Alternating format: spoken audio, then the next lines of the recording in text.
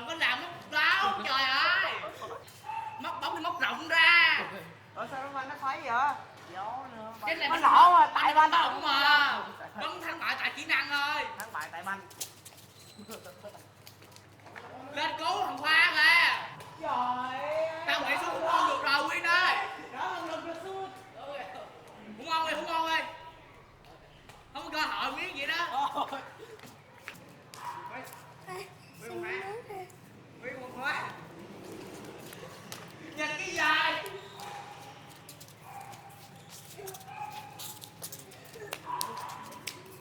Thấy mẹ rồi, thấy má rồi. Ôi.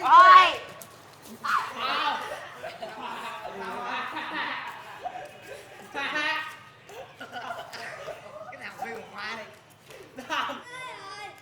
Offside rồi lên. Xe đi. Rồi lên.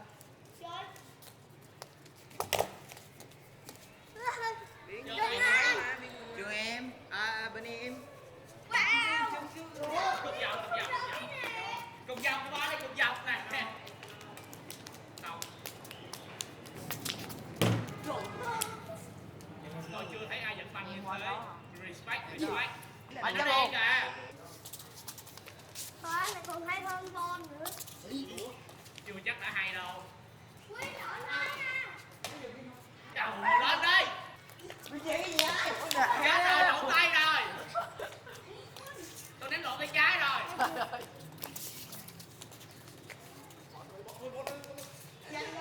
Chết rồi. Garnacho này chết rồi. Garnacho. Chết rồi, Garnacho này hôm qua được nói Hà Lan. Oh shit.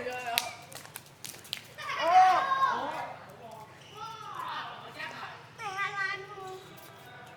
Chứ ai? Có mà không thơm đâu mà xài. Thấy người đá khá là hay nên vì tôi cũng ngon nhé.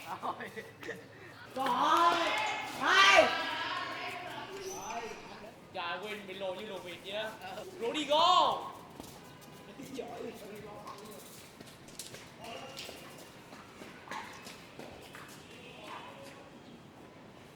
Yes, nice. Win số cho anh đá miếng Win ơi. Nó thèm banh quá. Đúng rồi. Hay quá. Bỏ chuyện đây phải chưa? 9,5 điểm. Nhanh lên đi ba. Không, lên sao được, em đi. Bồn ơi, đá tới chết rồi. Ê Bồn ơi. Không sao. Anh tin là ra luôn. Gì vậy? Chuông, thấy nó đá dở chuông. Làm đó không anh? Ừ. Lên. Ôi ơi. Trời ma sát. Quyết tâm. Ai ơi. Quyết tâm. Ta đời tôi ghét nhỏ nó thơ lên. Tôi về xử lý cho anh. Tao biết mau xử lý chiếc này mà. Chiếc này nó tạo thầy để tao biết. Tâm anh. Ranh tâm anh. Rồi. Quyền ơi. Vô. Ôi lỡ vô. Đây rồi, chưa ra. Anh Duy.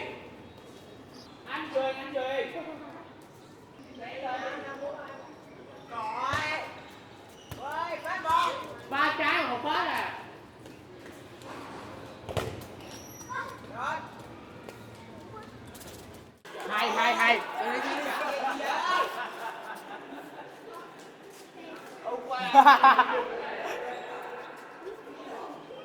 Ba đúng hài này chứ. Bắt sai. Đến đây.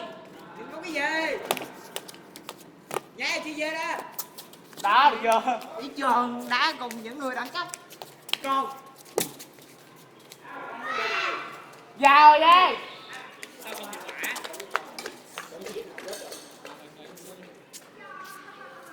Lý thuyết hay đấy. Quan trọng là bứt tóc kiểu gì thôi.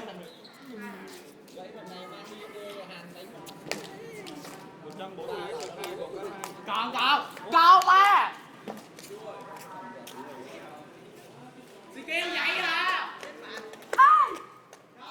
Quên đây.